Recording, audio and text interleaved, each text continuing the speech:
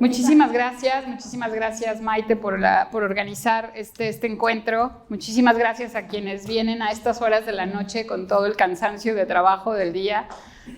Muchísimas gracias, qué gusto ver a muchas personas conocidas y otras que acabamos de conocer. Bueno, la idea de la presentación de hoy, y a quienes ya estuvieron antes, espero que no sea muy repetitivo, trataré de complementarles. La idea de la presentación de hoy la titulamos como una sola atmósfera, y esto ha sido pues por pláticas con muchos los que estamos trabajando en el tema. A lo mejor hoy estamos en calidad del aire y mañana estamos en cambio climático y después estamos en bosques y después estamos en agua. Y lo que sí encontramos es que esta manera de trabajar en silos, separado, a veces nos hace muy complejo. Y lo entendemos porque cada quien tenemos a veces objetivos, metas que alcanzar. A veces tenemos una formación que sí nos predispone o nos sesga. Pero lo que encontramos a lo largo del camino es que compartimos muchas cosas y en temas ambientales es difícil separarlo, tendríamos que hacer un esfuerzo por integrar y ver un todo. Y en el caso de aire, que ese sería como mi mensaje hoy, es que a veces estamos muy preocupados por un tipo de contaminante y nos olvidamos de los gases de efecto invernadero. A veces, ¿no? Platicaba hoy con Nuria hace ratito, a veces estamos muy clavadas en cambio climático y nos olvidamos que en realidad hay contaminantes. ¿Y se puede hacer todo? Sí, es más complejo, por supuesto, pero también tenemos suficientes herramientas y creo que esa es la idea de hoy. Entonces, bueno, voy a tratar de convencerles que como tenemos una sola atmósfera, pues es más fácil pensar en la fase aire en lo mismo. La verdad es que tendemos a olvidarnos, ¿no? El recurso aire es un recurso vital, difícilmente podemos estar minutos sin aire. Sí podemos vivir muchos años con mala calidad del aire, pero definitivamente menos de los años que tendríamos o de la calidad de vida que tendríamos si el aire fuera limpio, ¿no? Y a veces eso lo damos por hecho. Tenemos acceso a aire, pero no tenemos acceso a aire limpio. Tenemos acceso a aire limpio o no tan limpio de manera diferenciada. Hay quienes tenemos más privilegios que otros y hay quienes pueden hacer algo o podemos hacer algo por mejorar el aire que respiramos. A quienes no. Hace unos años que hablábamos esto de cómo mejorar la calidad, cómo reducir mi exposición. Antes de que viniéramos en México y trajéramos las mascarillas, ustedes podían estar en Asia unos 5 años y en malos días de calidad del aire, ustedes iban ustedes supongo que ahora todavía se puede, iban a cualquier farmacia y uno podía comprar mascarillas para PM2.5. Y todo el mundo traía mascarillas. Entonces la manera es cuando había mala calidad del aire, pues todo el mundo se ponía su mascarilla y no hay problema. En la India, por ejemplo, hay una gran cantidad de ventas, las ventas son importantes de purificadores para interiores y de mascarillas. Esa es otra manera también de reducir mi exposición. Y bueno, el otro ejemplo es a lo mejor no tenemos acceso a agua limpia y pues compramos botellas de agua, ¿no? Pero esas maneras de reducir la exposición pues no todo el mundo tenemos esa oportunidad o no todos tienen esa oportunidad más bien. Y lo más importante es cuánto gastamos por eso. Entonces también en términos económicos esto de pensar como el aire como un recurso que está ahí y que no importa si lo estamos respirando también es. Entonces bueno, iríamos con una sola atmósfera y bueno, les voy a presentar otra vez el mapa, la animación que sigue. Porque creo que esto, la siguiente, por favor. Lo que me encanta de esta animación, esta es una animación de un modelo de la NASA, un modelo global de calidad del aire. Y no solamente hablan de los contaminantes, por ejemplo, el smog, que serían una mezcla de contaminantes, sino también hablan de aerosoles marinos y de polvo del Sahara, por ejemplo, ¿no? En este caso lo que ustedes pueden ver, y hace rato que teníamos la presentación, el taller con los jóvenes, con jóvenes todos, hablábamos de qué es lo que les dice este mapa, ¿no? Y bueno, lo más claro es que no importa dónde estemos, el aire que respiramos no solamente tiene un impacto, no solamente se compone de lo que emiten al lado de mí, los que están en las ciudades al lado, el municipio de al lado, la colonia de enfrente, sino como justamente tenemos una sola atmósfera y los patrones de viento conectan todo, es que podemos tener intrusión del polvo del Sahara de un continente a otro.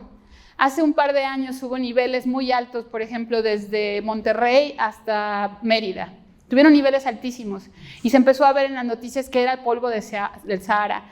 Las autoridades locales tenían un serio problema para explicar que de veras, bueno, independientemente, además de nuestras emisiones, tenemos una contribución de algo que yo no tengo nada que controlar. Nadie puede controlar el polvo de Sahara, pero sí somos varios los causantes, y eso es un tema también de cambio climático. Pero imagínense nada más quienes vivimos en la zona metropolitana hace muchos años, cuando tuvimos la sequía o el lago de Texcoco que se secaba, cuando venían vientos muy grandes, toda la tolvanera, decíamos, todos los polvos llegaban a la zona metropolitana del Valle de México. Hace unos días escuché un podcast que les recomiendo muchísimo de la historia de Salt Lake City.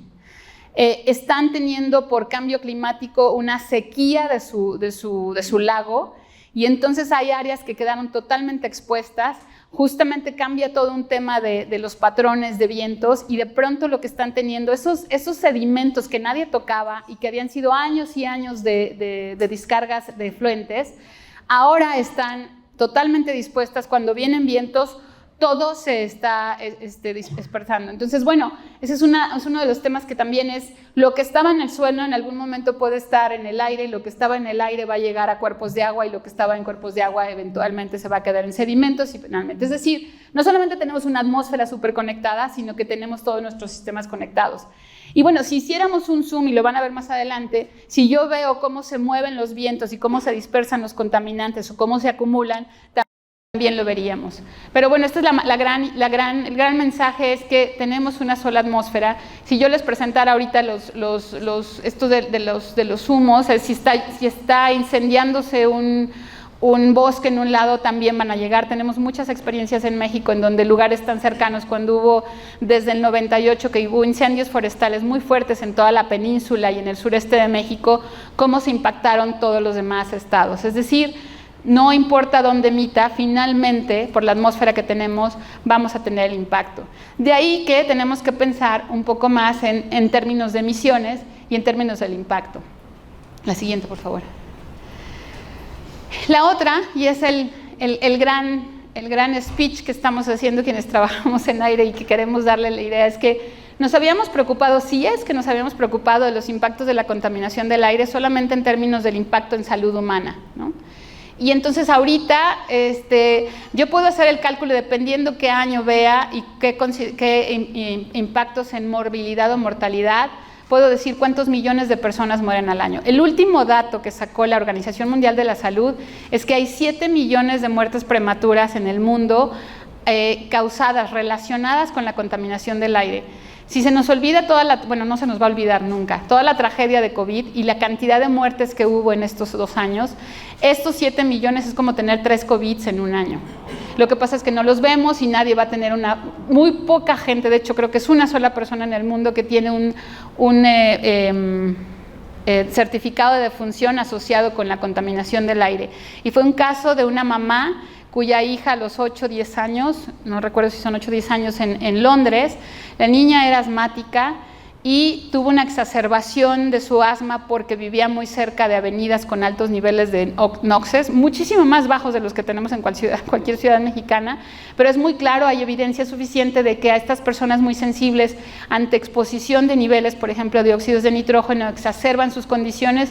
Esta niña murió, hicieron un juicio y ganaron en que en el certificado de defunción aparece como que la causa fue la contaminación del aire. Y eso también ha dado todo un gran movimiento en Londres de todavía exigir más y más que los niveles de óxidos de nitrógeno sean reducidos. Los niveles de PM2.5 que ellos tienen y de óxidos de nitrógeno son todavía muy abajo de lo que tenemos en cualquier ciudad en el hemisferio sur, incluyendo las mexicanas. Pero bueno, eso es una esperanza de que sí hay evidencia y se puede hacer algo. Agricultura se nos olvida. Otra vez los contaminantes se mueven y todo ser vivo también tiene impacto, y también hay datos de cuáles son las pérdidas en agricultura por los contaminantes. En este caso pueden ser, por ejemplo, por ozono, pero también tenemos una cantidad de pérdidas por otros contaminantes que son transportados en el aire o que son contaminantes del aire.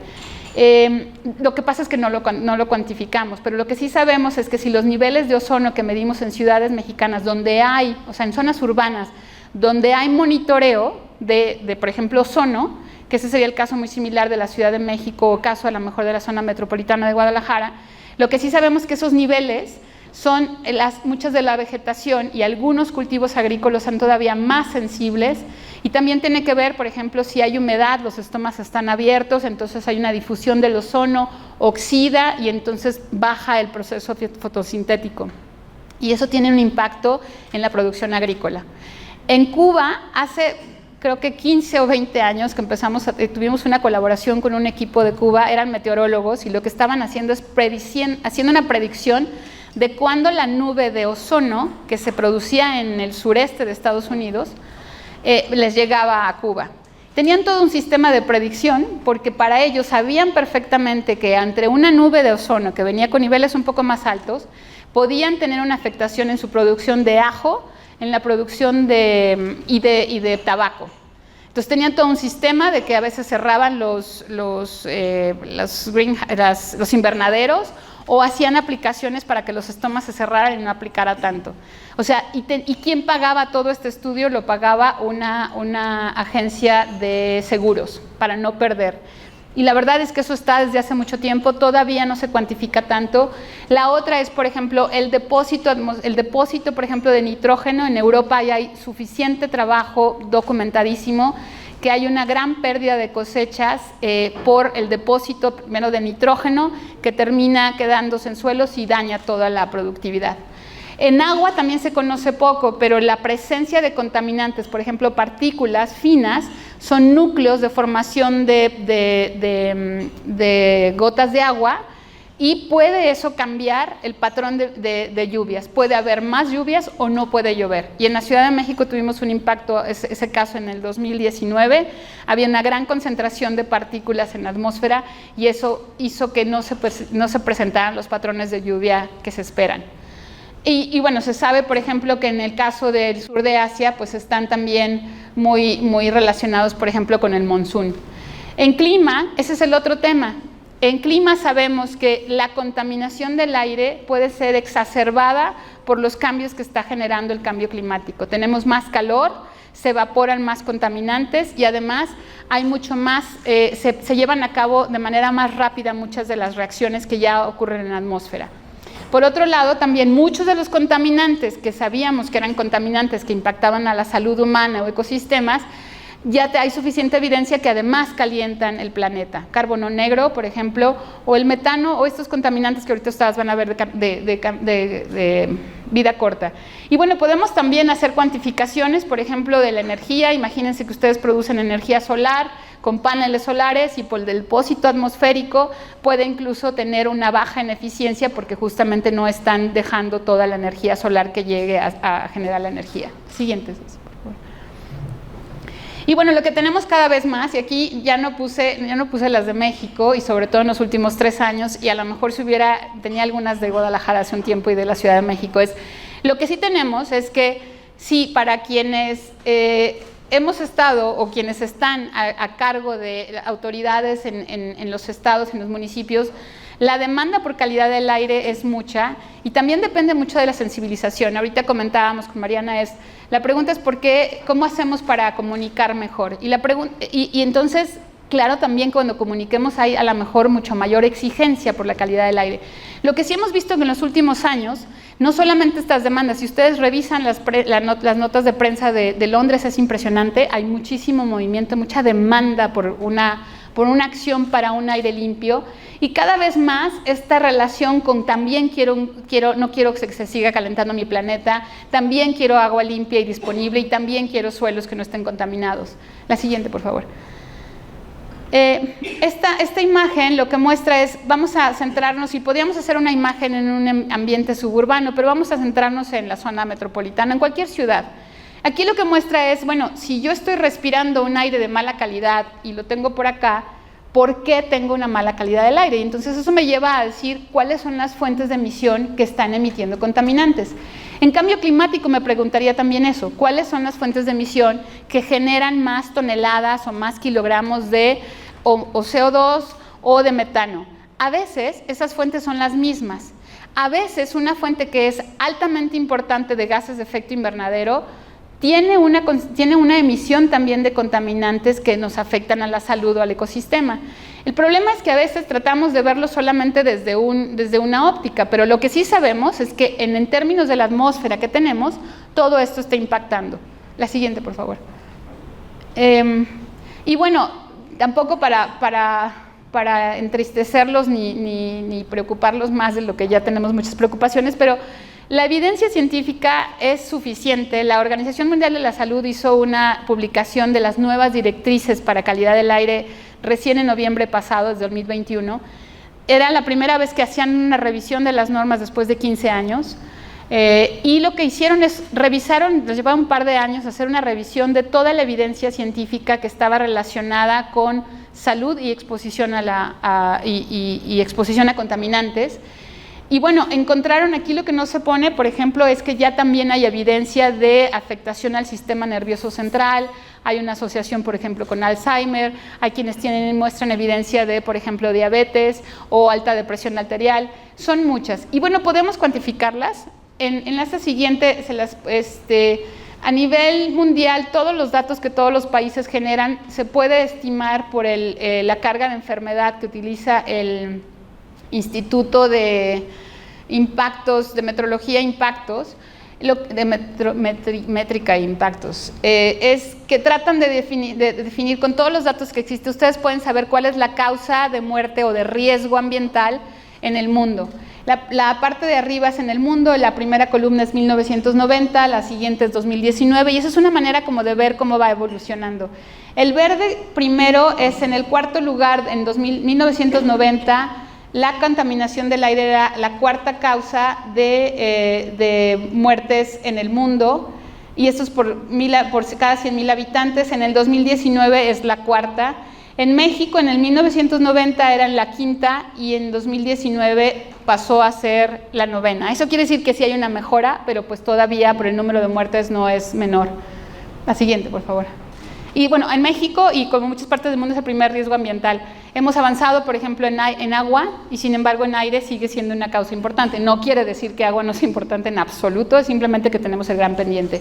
Y bueno, aquí podrían ver, por ejemplo, el número de muertes. Esta es una publicación que hizo el Observatorio Ciudadano de Calidad del Aire, también con datos publicados.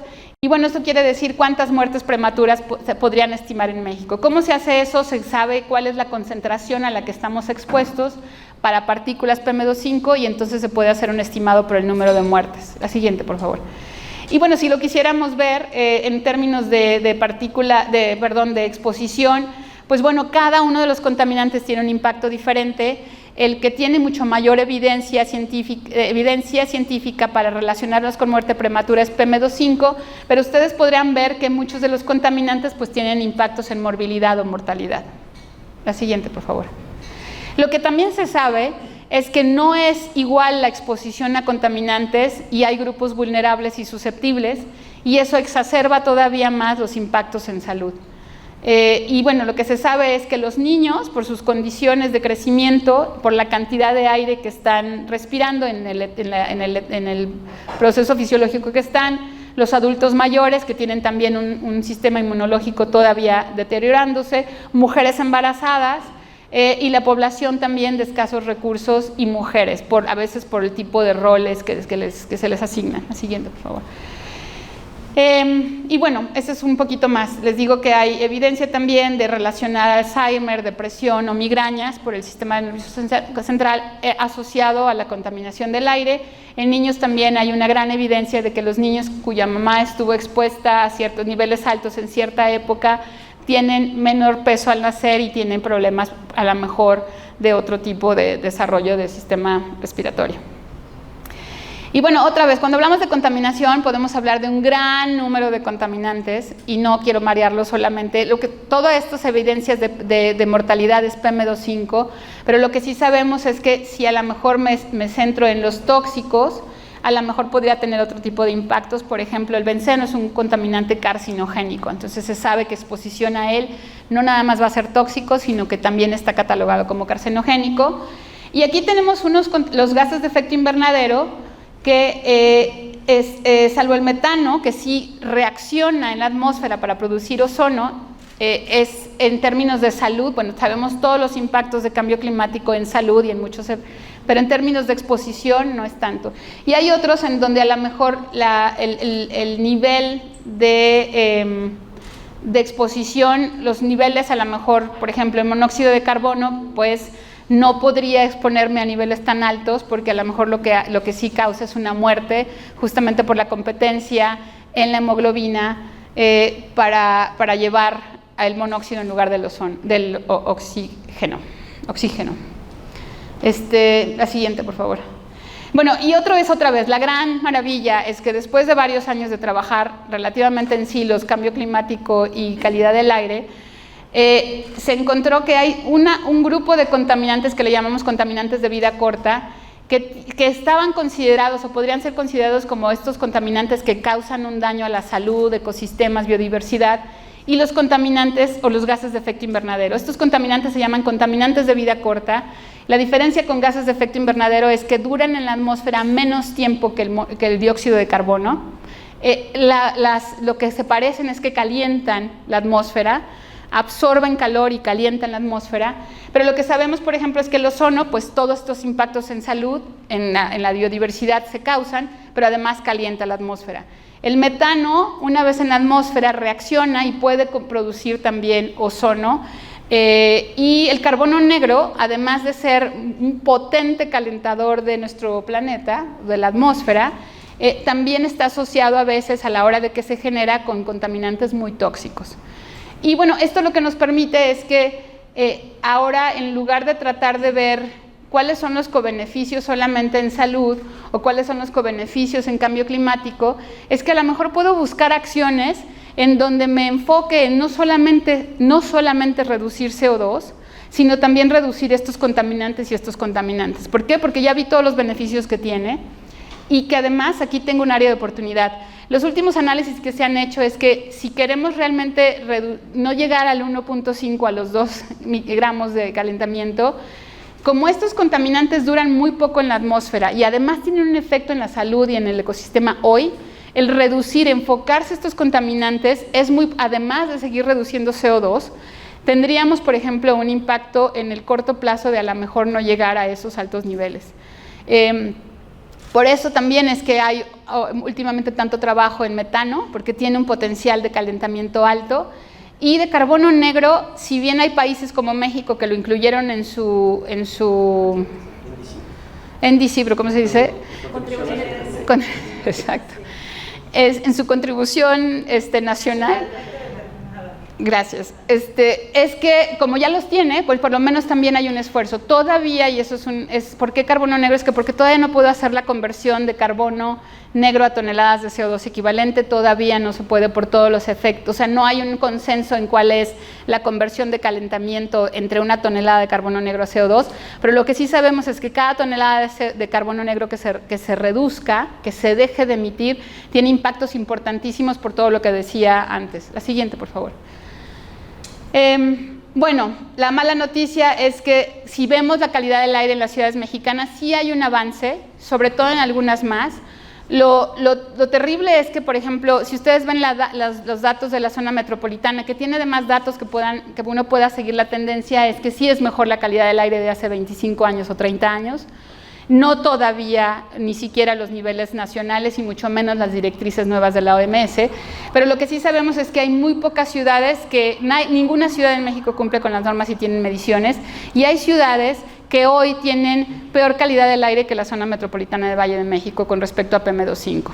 Eso quiere decir que no sirvieron estos 30 años y al contrario, ciudades más pequeñas tienen concentraciones mayores y bueno, la gente la población está expuesto. Entonces tenemos muy poca capacidad de medición, tampoco sabemos cuántas realmente cumplen o no, pero bueno, la siguiente, sí, por favor. Bueno, elegí esta, ¿cómo están nuestras ciudades mexicanas con respecto a las nuevas directrices? La nueva directriz, de hecho, no es 5 ahora, está acá. La siguiente creo que es la que está actualizada, perdón. Y bueno, ¿cómo estaría esto ya con la directriz? La nueva directriz es 5 microgramos por metro cúbico al año. Y lo que muestra estas es cómo están otras ciudades y la flechita les muestra la concentración anual que esta ciudad midió, ¿no? Consideren que la exposición a estos contaminantes está asociado con mortalidad, entonces si yo bajo los niveles o la exposición tengo mucho mayor posibilidad de tener. Entonces, bueno, ahí, por ejemplo, creo que Guadalajara en esos datos que tomaron era 19 versus 5, la zona metropolitana creo que está 20, Nairobi 17, Delhi tiene 143. Es decir, lo que sí pasa es que en el hemisferio norte, todas las ciudades tienen un serio problema de calidad del aire. Las ciudades se están densificando y mientras más tengo gente expuesta a estos altos niveles, pues tengo más mortalidad. Por eso es que la mortalidad también está aumentando, porque lo que está pasando es que la gente está migrando a las ciudades y está expuesto a mayores niveles. O estamos redensificando ciudades que ya de por sí tenían niveles altísimos de contaminación y lo único que estoy aumentando es el riesgo a la salud. Pero bueno, si ustedes ven, por ejemplo, no está ahí Los Ángeles o Europa, pues todavía no llegan a los 5, pero están abajo de los 10 la mayoría, ¿no? Entonces, es decir, sí se puede, y bueno, ya veremos cuándo no se puede. La siguiente, por favor. Y bueno, lo primero que deberíamos es decir que una vez que están en la atmósfera me tengo que fijar en dos cosas, es quiénes emitieron los contaminantes primarios y luego, bueno, lo complejo o lo que a veces es aburrido para cuando platicamos de la atmósfera es que, no, espérate, es que además de estos contaminantes que se emitieron, una vez que están en la atmósfera empiezan a reaccionar entre ellos. Algunos se convierten en unos compuestos más tóxicos, unos a veces viajan muy lejos, unos se quedan en la atmósfera más tiempo, otros se depositan cuando hay procesos de lluvia o nieve y otros se evaporan cuando hay más calor. Entonces, toda esa complejidad hace que no solamente basta dejar de emitir esto, sino que hay que pensar que también hay muchísimas reacciones y procesos físico-químicos en la atmósfera que a veces hacen contraintuitivo. Bajé estos, pero no bajo la concentración. El ozono es, por ejemplo, el contaminante menos contraintuitivo por la complejidad de cuáles son los contaminantes que se emiten, reaccionan y en presencia de radiación solar pueden tener o acelerar la producción de ozono. La siguiente, por favor. Y bueno, ustedes vieron la clasificación, lo vimos esta tarde en el taller. Bueno, ¿cuáles son las fuentes? Cuando hablamos de contaminación del aire, habríamos que ver por qué a lo mejor Londres tiene la calidad del aire y por qué a lo mejor nuestras ciudades no. Y entonces uno se preguntaría, ¿estas fuentes de emisión siguen existiendo? Y la mayoría de la respuesta en muchas ciudades en el hemisferio norte es no, dejaron de existir hace 30, 40 o 50 años. Cuando hablamos de ladrilleras con los europeos, te pueden decir que su papá, su abuelo, trabajó en una empresa de ladrilleras, pero ni siquiera saben dónde se emiten. ¿Calles sin pavimentar? Pues no. ¿Vehículos con estas humaredas? Tampoco. Estas a lo mejor sí son más frecuentes en algunos lados del mundo, ¿no? Las refinerías o las industrias, pero como han aplicado muchos sistemas de control de emisiones, las emisiones, la cantidad de emisiones son bastante más bajas que las que tenemos todavía en el hemisferio sur.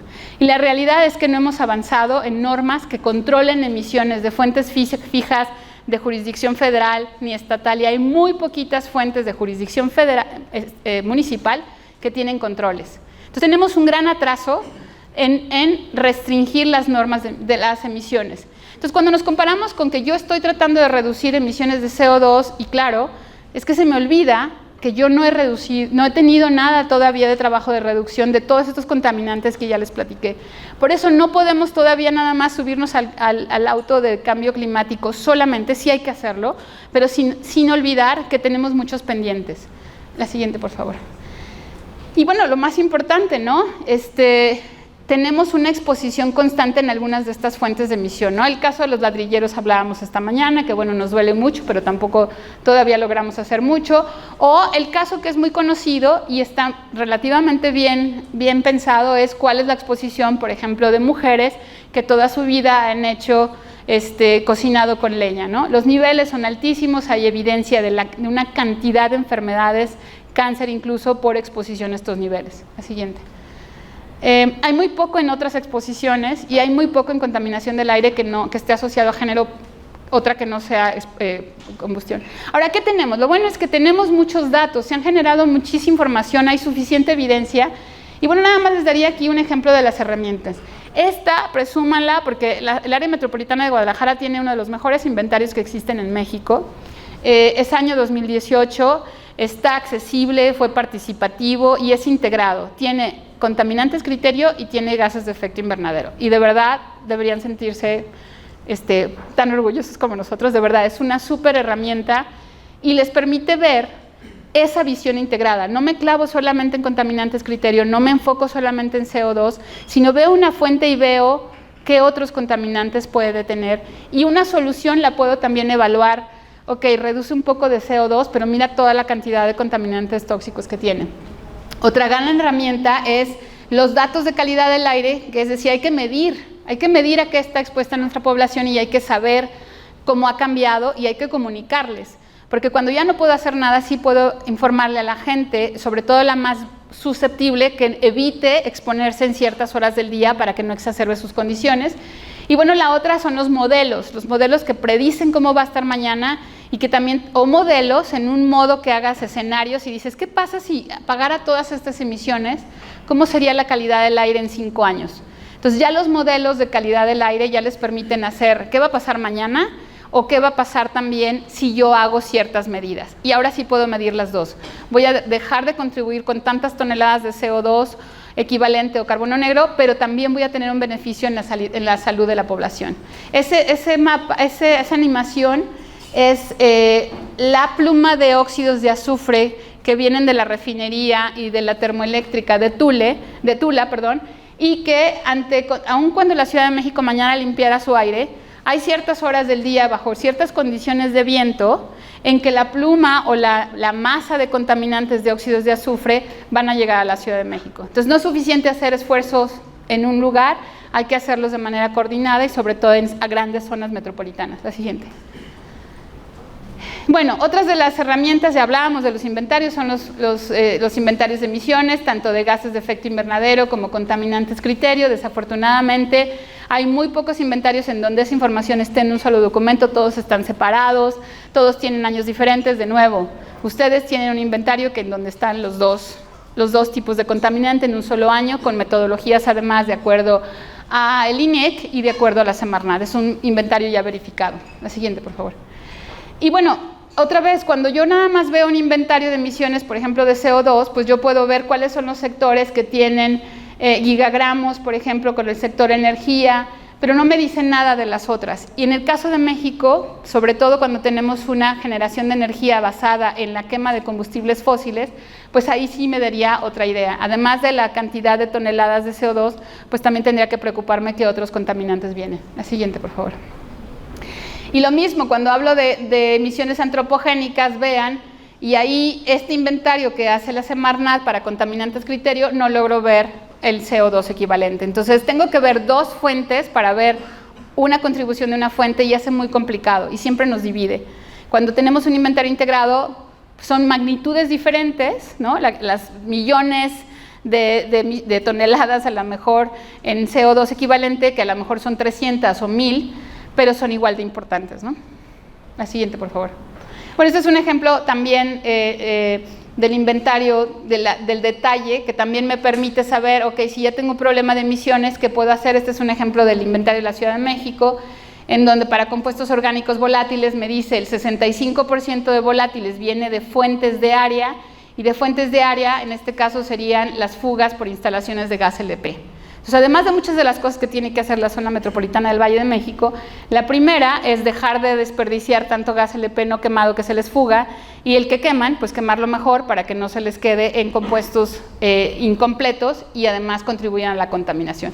Y todo esto es porque en el caso de las ciudades que tenemos principal uso de gas LP, es que contribuyen también a la formación de ozono. Y bueno, les digo, la maravilla de su inventario es que les permitiría ver la visión integrada. Hoy, esta tarde, jugamos un rato con él y bueno, vale la pena conocerlo. La siguiente, por favor. Ese inventario les da una idea de cómo está el área metropolitana para cierto tipo de contaminantes o para gases de efecto invernadero. Les permite ver cuáles son las principales fuentes de emisión, dónde están, y lo que sabemos es que, bueno, por ejemplo, vean aguas residuales, se le contabilizan a Zapopan y a Tlajomulco, pues a lo mejor es porque ahí están las plantas de tratamiento o porque ahí se concentran. No es que los demás municipios no emitan, ¿no? La siguiente, por favor. Este es, por ejemplo, quemas de residuos a cielo abierto, que también nos da una idea de qué fuentes. En quemas de residuos a cielo abierto, pues por supuesto el CO2 es importante, lo más importante es toda la cantidad de compuestos tóxicos que se generan cuando se quema el residuo. La siguiente, por favor. Y bueno, otra de las herramientas, les decía, es conocer cuál es la calidad del aire. Para eso necesitamos, pues sí es un gran esfuerzo, sí cuesta mucho dinero, pero si no sabemos cómo es la calidad del aire que respiramos y cómo ha cambiado, pues difícilmente podemos ver si nuestras acciones son iguales. La siguiente, por favor. Y bueno, eso es parte también como de invitarlos a ver si ustedes quisieran comparar cómo es la calidad del aire en nuestra ciudad versus otra. Ya hay herramientas, por ejemplo, como la herramienta que tiene Resource Watch, visualiza los datos de puntos de monitoreo de varias partes del mundo, y eso se puede ver en tiempo real. Otra gran herramienta que también ustedes tienen, y el pronóstico, el modelo de calidad del aire que ustedes que tienen, eso también permite saber cómo va a ser la calidad del aire de mañana, y puedo avisar a las personas más vulnerables que por lo menos reduzcan su exposición. Y eso, por lo menos en Canadá, quien lo ha probado muy bien, el avisarle a la gente vulnerable y susceptible, sobre todo, que va a haber un día malo y no exponerse esas horas, ha tenido una reducción importantísima en entradas de emergencia a hospital, sobre todo para las personas con enfermedades. Y otra de las cosas es por qué, si hay tanta evidencia en calidad del aire, ¿por qué no nos preocupamos? Bueno, porque hay muchas cosas de que preocuparnos, pero una de las cosas que a veces también es como complejo, y este es un ejercicio que hicimos con un equipo de investigadores artistas, en donde ellos estaban buscando, toda la información que ustedes nos presentan no es fácil de entender, no se escucha, pero lo que se hizo es que tomaron los datos de calidad del aire de 3 ciudades y los sonificaron, les sonorizaron. Les dieron a cada contaminante una voz, hicieron como un ensamble, y bueno, lo que trataban de decir es que así siente una persona que tiene asma cuando llega a una ciudad o está en una ciudad y empieza a sentir cómo los contaminantes empiezan a aumentar, y eso puede exacerbar. Entonces también no necesitamos tener esas condiciones como para estar conscientes. La siguiente, por favor. Nos vamos siguientes otra vez, o es lo mismo. La siguiente, Ceci, por favor. Y bueno, ¿qué podemos hacer? Aquí voy a poner un ejemplo otra vez, el caso de estudio de la zona metropolitana. Ese es el más documentado, y la verdad es que es muy fácil explicarlo porque hay mucha documentación. Es que desde 1986 hay datos de calidad del aire, se ha mantenido, y también hay una buena secuencia de acciones que se hicieron, unas con mayor impacto, en otro impacto. La pregunta es, ¿por qué si la Ciudad de México, por qué pudo haber reducido los niveles? Ojo, no están a los niveles que tuvieran que tener, pero es decir, se hicieron una serie de acciones, perdón que esté en inglés, pero se hicieron una serie de acciones, y una de ellas es tener datos, y otra generar conocimiento para entender cuáles son las causas o cuál es la dinámica atmosférica de la ciudad. Y muchos de ellos sí se han enfocado, todas estas medidas son medidas para fuentes móviles. La siguiente, Ceci, por favor. Y bueno, lo que sí sabemos es, y ustedes también lo están haciendo como muchas otras ciudades, es la primera, es identifico que mi fuente de transporte es importante, no solamente para mejorar accesibilidad, para mejorar calidad, es que hay un gran cambio cuando se quitan estas fuentes altamente contaminantes y que además tienen un tema de exposición muy fuerte. Quienes viven muy cerca de zonas, de calles con mucho tráfico, se sabe que tienen una mayor exposición y por ende un mayor riesgo. Y bueno, las opciones de movilidad no motorizada, pues se sabe que son una gran opción. Entre otras de las cosas que se pueden hacer, la siguiente, Ceci, por favor, y creo que me voy a ir más rápido porque ya estamos. Pues esto que es tan controversial, pero bueno, si tenemos una flota antigua y tenemos vehículos que no tienen la última tecnología que existe en otras partes del mundo, aun cuando compremos el año último modelo, es que tenemos que tener un cuidado todavía de las emisiones de los vehículos. Es una lata, puede haber 20 otras opciones, pero lo que sí han mostrado es que cuando yo controlo a los vehículos altamente contaminantes, reduzco de manera importante las emisiones, además de otras acciones. La siguiente es así. Otra de las cosas que también ha funcionado muy bien es cómo sensibilizar. Este es un ejercicio que hicimos también aquí en Guadalajara y en León, y es involucrar, le llamamos ciencia participativa porque no solamente es la ciudadanía quien participa en la sensibilización e identificar de puntos de contaminación, sino son las mismas personas que trabajan en gobierno del estado, gobiernos de los municipios. Esto lo que hicimos es que se pusieron varios equipos de monitoreo de bajo costo y se colgaron equipos de exposición personal para identificar, en el caso de Guadalajara, los puntos donde todavía encontrábamos altas concentraciones, aún en zonas peatonales o zonas de bici. Son como ideas de también sensibilizar. La siguiente. Definitivamente esto también todo se logra a partir de una colaboración de diferentes sectores y de esfuerzos conjuntos. Y ya. Exacto. Y bueno, nada más yo dejaría como un tema de reflexión, es que si si creemos que vale la pena pensar en una sola atmósfera, ¿qué tenemos que hacer quienes hemos trabajado en calidad del aire para unirnos un poquito más con quienes han trabajado y siguen trabajando en cambio climático y viceversa? ¿Cómo empezamos a hacer esto de los hilos de una manera más integrada? Lo que sí se ha visto es que cuando hay esa intención de tener esta integridad, se logran cosas más rápidas, se utilizan mejor las herramientas y confundimos a lo mejor menos a la ciudadanía, ¿no? Hemos platicado que ya de por sí tenemos demasiada angustia, no como carne por el metano, yo diría, no comas carne tampoco por el amoníaco, ¿no? No nada más te preocupes por los plásticos que van a quedarse en la tortuguita, preocúpate porque los plásticos cuando se produjeron generan una cantidad de compuestos orgánicos volátiles tremendas, cuando se extrajo el petróleo tuvieron un impacto tremendo en ecosistemas. ¿Cómo ser complejos para ver la conexión, pero tampoco llegar a que sea una preocupación más? Y como se decía antes, entonces ya no me preocupo, mejor me olvido. Y bueno, ese es el gran reto que tenemos quienes estamos en estos temas y quienes quieren, y sobre todo pues por proteger la salud. Muchísimas gracias.